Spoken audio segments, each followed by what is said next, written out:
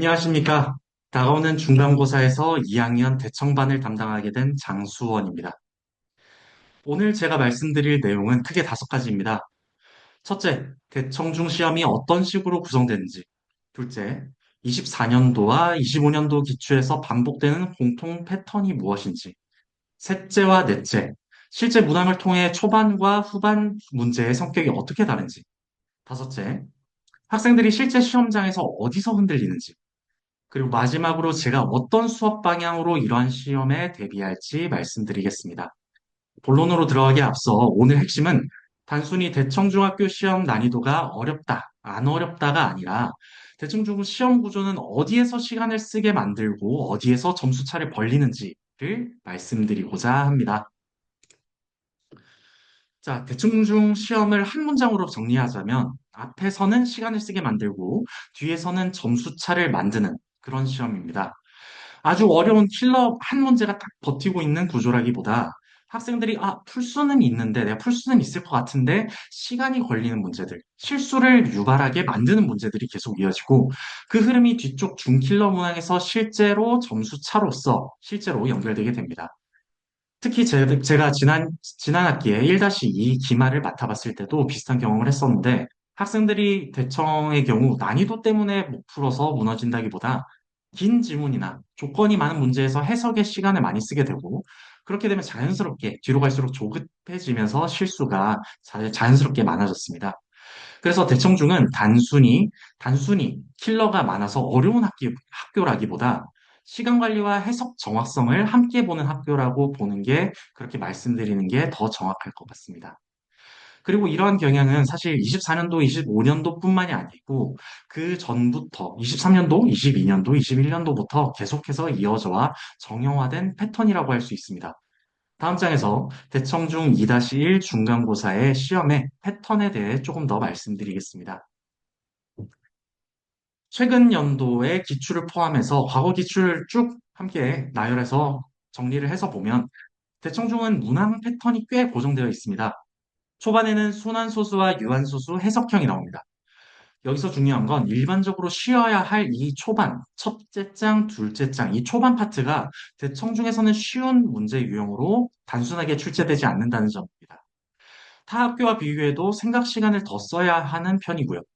하지만 대청 중에 시험 전체 구성을 봤을 때 이 구간은 변별을 위한 파트라기보다 시간을 쓰게 만드는, 시간을 소모하게 만드는 그런 구간으로서 작용한다고 보는 게 맞습니다. 중반에는 치수법칙과 다항식 구조형 문제가 나오게 되고 여기서는 단순 계산보다 구조를 읽고 정리하는 능력을 요구합니다.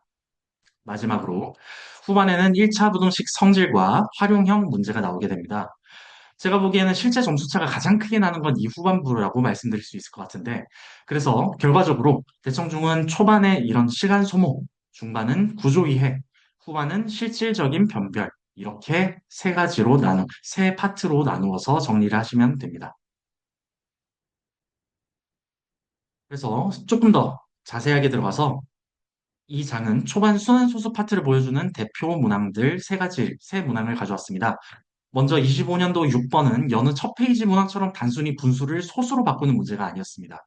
순환마디를 파악하고 반복 구조를 이용해서 여러 자릿수의 합을 구해야 하는 문제였는데 풀이가 어려운 문제라기보다는 호흡이 긴 문제, 다시 말해서 시간을 요구하는 문제라는 그러니까 시간을 요구하는 문제였다는 말씀을 드리고 싶습니다. 그리고 25년도 7번은 조금 더 전형적인 대청중 스타일이었습니다. 조건이 하나가 아니고 두 개였죠.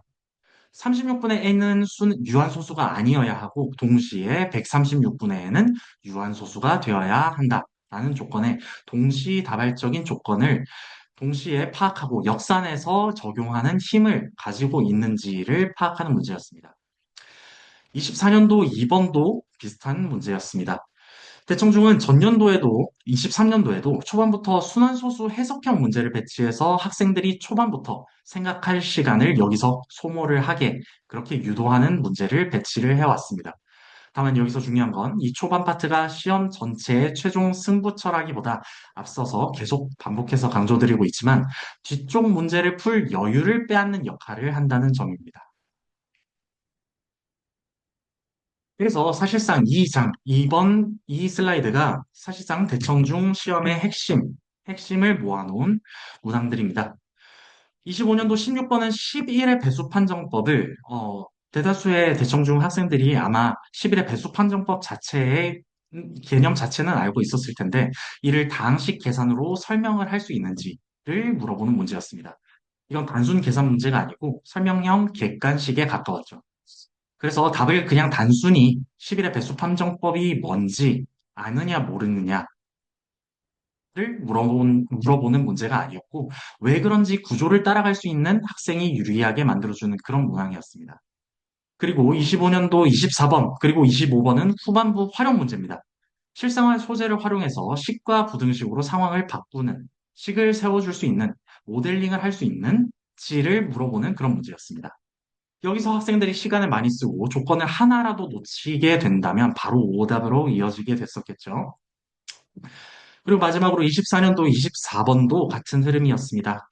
케이크를 순서대로 나눠 먹는 상황을 끝까지 추적하고 조건을 활용을 해야 됐기 때문에 계산보다는 해석과 구조화가 더 중요했던 문제였습니다. 그래서 결론적으로 제가 보기에는 대청 중에서 실제 점수 격차가 벌어지는 구간은 이 뒤쪽 구조형, 활용형 문항들입니다. 그래서 그렇다면 실제로 대청중 학생들은 어디서 무너지느냐? 저는 크게 네 군데라고 봅니다. 첫째, 순환 마디의 파악이 늦는 경우. 초반 순환 소수에서 반복 구조를 빨리 잡아내지 못하면 문제 하나의 예상보다 시간이 많이 소모되게 됩니다. 둘째, 여러 조건의 동시 처리, 여러 조건에 동시에 물어보는 문제에서 이 조건을 모두 활용을 할 수 있는지를 물어보는 문제에서 조건이 하나였을 때는 잘 푸는데 두 개 이상의 조건이 동시에 붙으면은 식정리가 늦어지는 경우 혹은 조건 하나라도 놓치는 경우 이런 경우 오답이 발생하는 지점이 되겠죠. 셋째로 후반 활용 문제에서 조건 누락이 생깁니다. 시간이 부족해지면 문제를 끝까지 제대로 읽지 못하고 조건 하나를 빠뜨린 채 혹은 두 개를 빠뜨린 채 식을 세우는 경우가 생기게 됩니다. 마지막으로 네 번째, 객관식 시험 특유의 검사 루틴의 부재입니다. 서술형은 그래도 부분 점수라도 기대를 할 수 있지만 대청중은 객관식 25문항 구조입니다. 그래서 마지막 문제에서 식을 거의 다 세워놓고도 계산 실수 한 번이면 4점 혹은 5점이 그대로 싹 빠지게 됩니다. 그래서 결국 대청 중에서는 모르는 문제보다 알고도 틀리는 문제가 더 크게 다가오게 될 것입니다. 그렇다면 대청 중 담당 선생으로서 저는 수업을 어떻게 준비할 것인가? 크게 네 방향으로 가져가려고 합니다. 첫째, 순환소수와 유한소수는 깊게 끌고 가기보다는 빠르고 정확하게 어느 정도 수준 이상 아주 극심화로 넘어가지는 않다 하더라도 중상위 그리고 상난이도의 문제를 빠르고 정확하게 처리하는 훈련을 하겠습니다. 초반에 시간을 뺏기지 않도록 그리고 반복 구조와 유한 소수 조건을 익숙하게 만들 수 있도록 위 목표를 첫 번째 목표로 하고 훈련을 하겠습니다. 둘째, 긴 지문형 문제를 식으로 번역하는 훈련을 하겠습니다. 대청중은 조건을 정리하고 수학식으로 바꾸는 과정에서 시간을 쓰게 만드는 시험이기 때문입니다. 셋째, 객관식에 맞는 검사 루틴을 반드시 훈련하겠습니다. 답을 고른 뒤 한 번 더 확인하는 습관, 부호, 약분, 부동호 방향, 누락 등을 체크하는 루틴을 저희 반 학생들끼리 내부적으로 약속을 해서 루틴을 만들도록 하겠습니다. 마지막으로 넷째, 후반 활용 문제 시간 배분을 철저하게 훈련하겠습니다. 학생들이 뒤쪽 변별 문항에 도달했을 때 조급해지지 않도록 충분한 시간을 확보할 수 있도록 문항별 시간 감각까지 같이 잡아가도록 하겠습니다. 그래서 정리하자면 대충중은 초반 순환 소수에서도 생각할 시간을 쓰게 만들지만 실제 점수차는 뒤쪽 다항식 그리고 부등식의 중킬러 문항에서 크게 벌어지게 됩니다. 대청중 대비는 어려운 한 문제를 뚫는 훈련보다 앞쪽 단어는 중상 이상 난이도의 타임어택을, 뒤쪽 단어는 승부처를 안정적으로 마치는 힘을 기르는 훈련이 필요합니다. 그래서 앞은 빠르게, 뒤는 정확하고 깊게.